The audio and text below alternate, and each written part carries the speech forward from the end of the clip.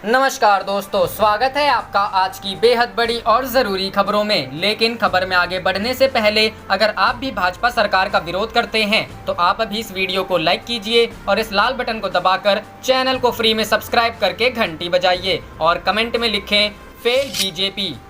रुख करते हैं पहले खबर की तरफ। एनडीए में सब कुछ ठीक नहीं, पासवान को कांग्रेस ने दिया ऑफर, महागठबंधन में आना चाहेंगे तो करेंगे विचार। जी हां दोस्तों, साल के आखिर में बिहार में विधानसभा चुनाव होने हैं और प्रदेश में राजनीतिक पार्टियां चुनाव जीतने के लिए रणनीति भी बनाने में जुट गई हैं। चुनाव जीतने के लिए नेता भी दूसरी पार्टियों में अपनी संभावनाएं भी देखने लगे हैं। इधर कांग्रेस के बिहार प्रभारी शक्ति सिंह गोहिल ने रविवार को कहा कि महागठबंधन की तरफ से मुख्यमंत्री पद के चेहरे के बारे में राजनीतिक फायदे को ध्यान में रखकर फैसला किया जाएगा और अगर लोजपा महागठबंधन में शामिल होना चाहेगी तो कांग्रेस अपने सहयोगी दलों के साथ इस पर विचार करेगी। उन्होंने यह दावा भी किया कि अगर रामविलास पासवान आगामी विधानसभा चुनाव में भाजपा के साथ रहेंगे तो उन्हें बड़ा नुकसान होगा, क्योंकि उच्चतम न्यायालय द्वारा आरक्षण को मौलिक अधिकार नहीं बताने पर केंद्र सरकार खामोश रही। गोहिल के इस बयान की इस संदर्भ में अहमियत है कि चिराग पासवान के बयानों के चलते इन दिनों राजग में कथित दरार की खबरें हैं। वहीं कांग्रेस नेता राहुल गांधी ने विधानसभा चुनावों के लिए पार्टी की तैयारियों का आकलन करने के लिए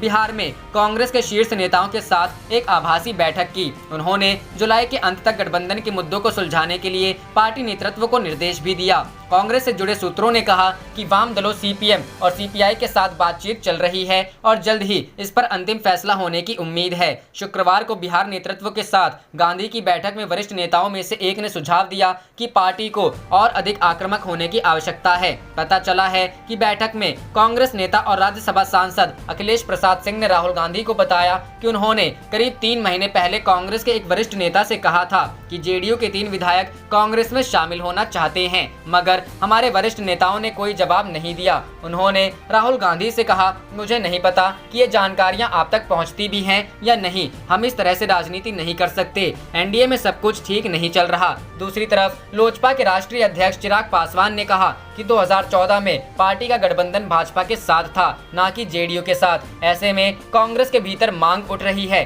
कि वह एनडीए खेमे में फूट का फायदा उठाएं और रामविलास पासवान की लोक जनशक्ति पार्टी को साथ लाएं।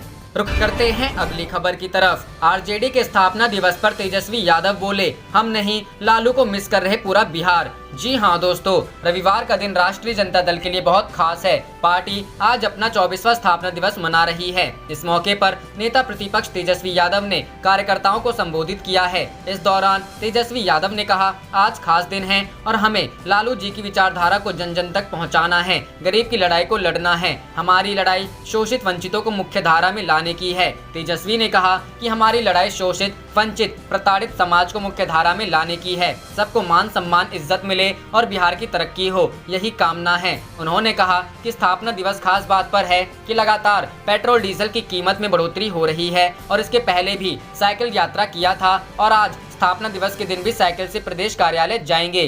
किसानों का आय बढ़ी क्या? आरजेडी नेता ने कहा कि पेट्रोल सस्ता हो गया और डीजल महंगा हो गया। ऐसा देश में पहली बार हुआ है। लगातार तेल की कीमत अंतर्राष्ट्रीय बाजार में नीचे आ गया है तो देश में इजाफा क्यों किया जा रहा है? उन्होंने कहा कि जिस हिसाब से पेट्रोल डीजल की कीमत में बढ़ोतरी की गई है उसी हिसाब से किसानों के अनाज की कीमतों में बढ़ोतरी की गई है क्या कि किसानों को फायदा हो सके? महंगाई का स्तर आज क्या हो गया है? तेजस्वी ने कहा कि आरजेडी की मांग है कि डीजल पेट्रोल की कीमत 20 रुपए कम किया जाए, लेकिन केंद्र सरकार मान ही नहीं रही है। उन्होंने कहा कि पूरे बिहार में राष्ट्रीय जनता दल के नेता और कार्यकर्ता 5 किलोमीटर साइकिल चलाकर मांग करेंगे कि बीजेपी के लिए महंगाई जो डायन थी उसका महंगाई का स्तर आज क्या हो गया है। सीएम नीतीश ने क्यों साधी है चुप्पी? नेता प्रतिपक्ष ने कहा कि पेट्रोल डीजल के बढ़ने से व्यवसायी वर्ग भी परेशान है। पेट्रोल डीजल की कीमत बढ़ती है तो प्रत्येक वस्तुओं के दाम में बढ़ोतरी हो जाती है, लेकिन बिहार के लोगों के साथ हम खड़े हैं। बिहार सरकार से मांग है कि पेट्रोल और डीजल की कीमतों में बढ़ोतरी हो रही है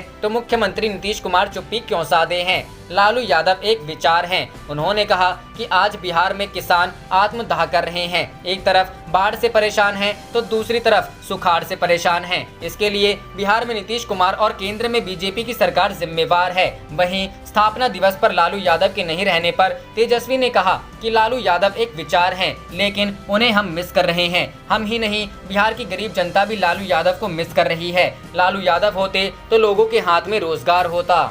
रुख करते हैं अगली खबर की तरफ। रामविलास पासवान को बीजेपी के साथ होगा नुकसान, महागठबंधन में आना चाहेंगे तो करेंगे विचार, कांग्रेस। जी हां दोस्तों, कांग्रेस के बिहार प्रभारी शक्ति सिंह गोहिल ने रविवार को कहा कि महागठबंधन की तरफ से मुख्यमंत्री पद के चेहरे के बारे में राजनीतिक फायदे को ध्यान में रखकर फैसला किया जाएगा और अगर लोक जनशक्ति पार्टी महागठबंधन में शामिल होना चाहेगी तो कांग्रेस अपने सहयोगी दलों के साथ इस पर विचार करेगी। न्यूज एजेंसी पीटीआई के साथ बातचीत में यह दावा भी किया कि अगर रामविलास पासवान आगामी विधानसभा चुनाव में भारतीय जनता पार्टी के साथ रहेंगे तो उन्हें बड़ा नुकसान होगा, क्योंकि सुप्रीम कोर्ट द्वारा आरक्षण को मौलिक अधिकार नहीं बताने पर केंद्र सरकार खामोश रही। गोहिल के इस बयान संदर्भ में अहमियत है कि चिराग पासवान के बयानों के चलते इन दिनों राष्ट्रीय जनतांत्रिक गठबंधन में कथित दरार की खबरें हैं। पिछले कुछ हफ्तों में चिराग पासवान ने कई मौकों पर नीतीश कुमार की परोक्ष आलोचना की है तथा हाल ही में एनडीए को अक्षुण्ण बताने वाले लोजपा के मुंगेर जिलाध्यक्ष राघवेंद्र भारती को उनके पद से हटा दिया गया।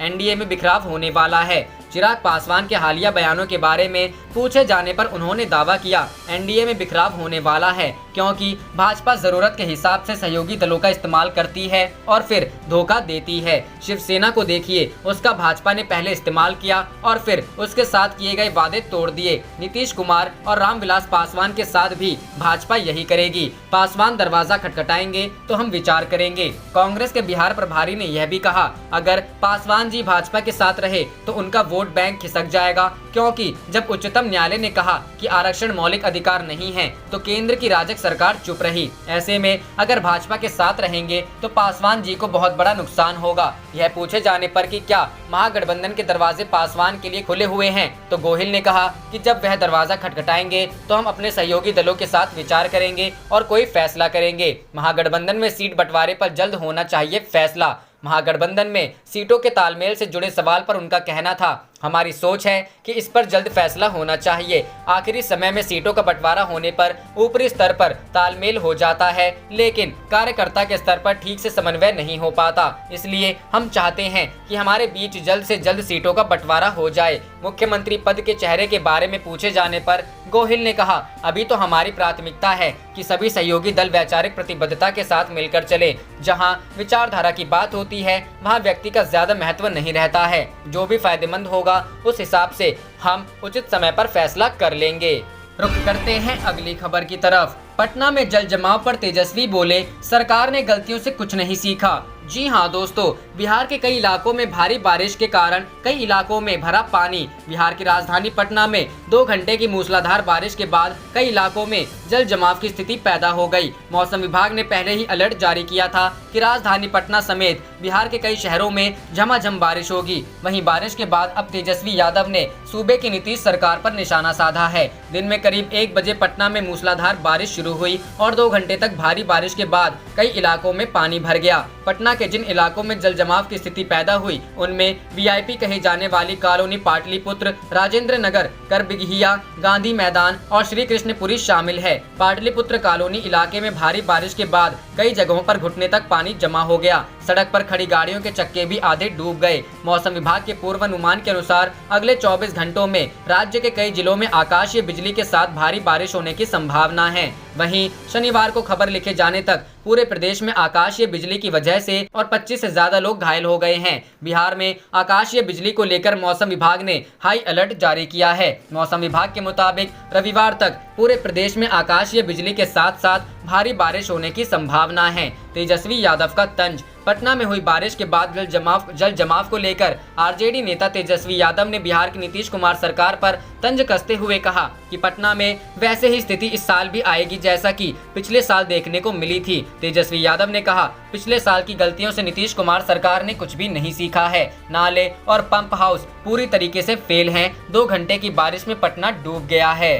रुख करते हैं अगली खबर की तरफ। तेजस्वी व तेज प्रताप ने साइकिल चलाकर किया पेट्रोल डीजल की बढ़ती कीमतों का विरोध। आरजेडी आज मना रही 24वां स्थापना दिवस। जी हां दोस्तों, राष्ट्रीय जनता दल रविवार को पार्टी का 24वां स्थापना दिवस मना रही है। इस दौरान बिहार विधानसभा के नेता प्रतिपक्ष तेजस्वी यादव व तेज प्रताप यादव सहित राजद के अन्य कार्यकर्ताओं ने सरकार के विरोध में साइकिल मार्च किया। राजद ने पार्टी के स्थापना दिवस के अवसर पर पेट्रोल डीजल की बढ़ती कीमतों का विरोध साइकिल चलाकर किया। इस दौरान बिहार के नेता प्रतिपक्ष व राजद के नेता तेजस्वी यादव ने राजधानी पटना में साइकिल चलाकर अपना विरोध जाहिर किया। इस साइकिल मार्च में तेजस्वी यादव के साथ उनके बड़े भाई व बिहार के पूर्व स्वास्थ्य मंत्री तेज प्रताप यादव भी अन्य कार्यकर्ताओं के संग साइकिल मार्च में शामिल रहे। बता दें कि राजद ने यह निर्णय लिया था कि रविवार को जब पार्टी अपना 24वां स्थापना दिवस मनाएगी तो इस दिन पेट्रोल डीजल की बढ़ती कीमतों का विरोध साइकिल चलाकर किया जाएगा। तेजस्वी यादव ने कहा था कि रविवार के दिन राजद के कार्यकर्ता सभी पंचायतों में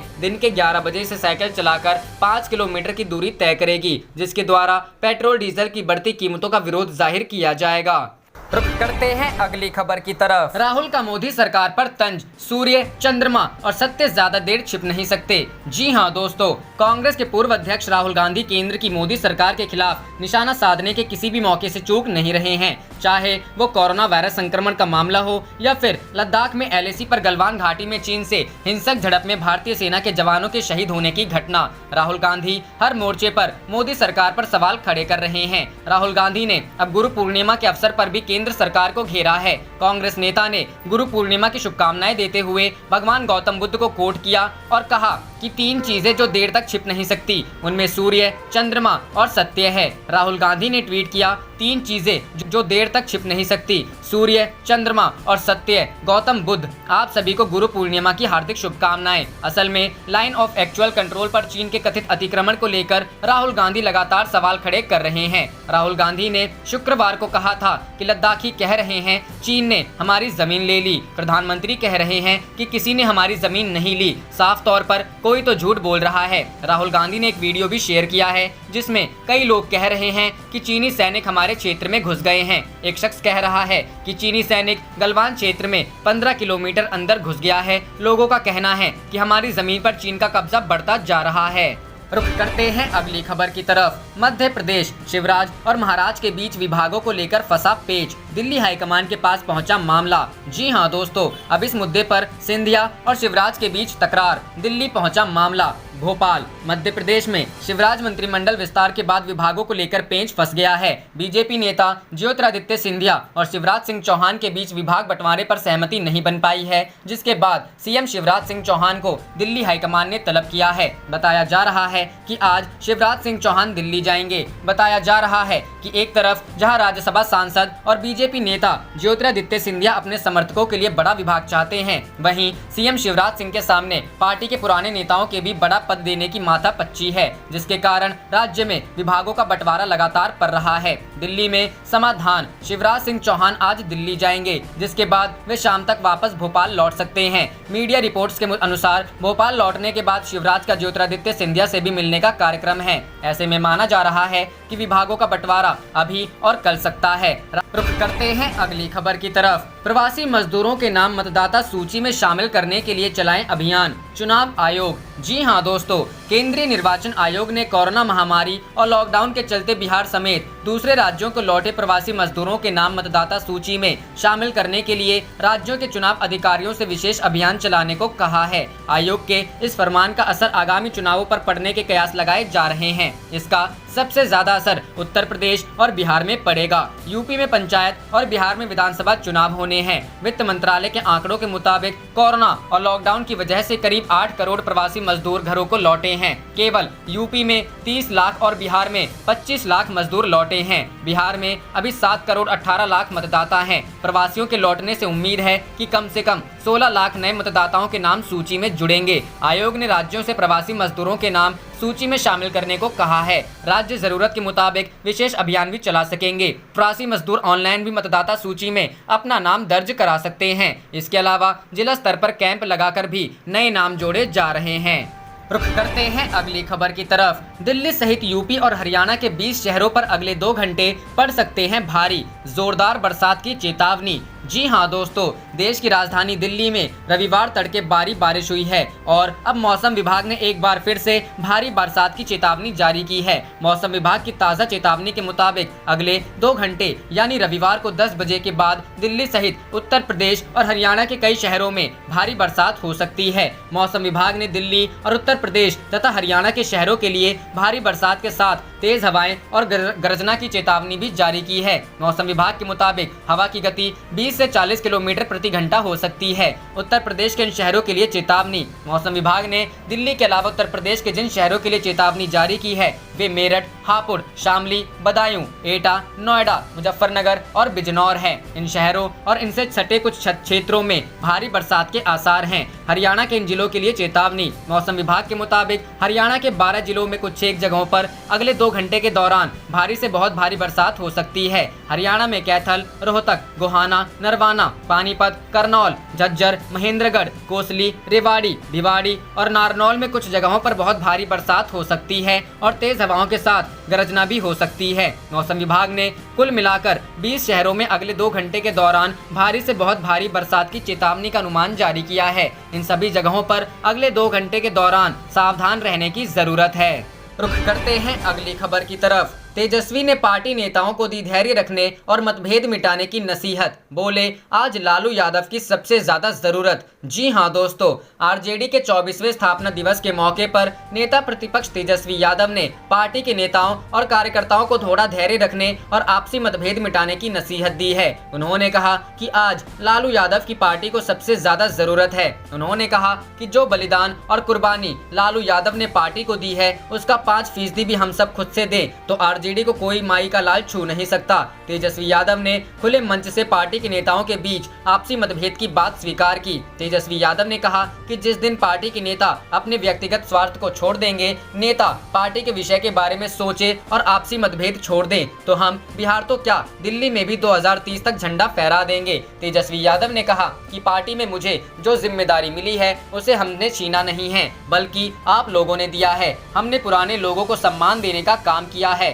उन्होंने नेताओं और कार्यकर्ताओं से अपील करते हुए कहा कि बस एक चुनाव के लिए सारे लोग एकजुट हो जाइए, सब मिलकर चुनाव लड़ेंगे, सारे गिले शिकवे भुला के एक होना बहुत जरूरी है। तेजस्वी यादव ने कहा, थोड़ा धैर्य रखिए और आपसी मतभेद मिटाकर साथ चलिए। एक बार सत्ता में आ गए तो फिर सब कुछ ठीक हो जाएगा। तेजस्वी यादव ने इस मौके पर आरजेडी सुप्रीमो लालू यादव की अनुपस्थिति पर अफसोस जाहिर करते हुए कहा कि आज उन्होंने अपनी विचारधारा से समझौता नहीं किया तो उन्हें फंसा दिया गया, साजिशों का अंबार लगा दिया गया। लालू यादव ने बेजुबानों को जुबान देने का काम किया, समाज के पिछले पायदान के लोगों को मुख्य धारा में शामिल करवाया। सदियों से जिनका शोषण होता रहा, लालू यादव की वजह से ही वे आज सत्ता में हैं।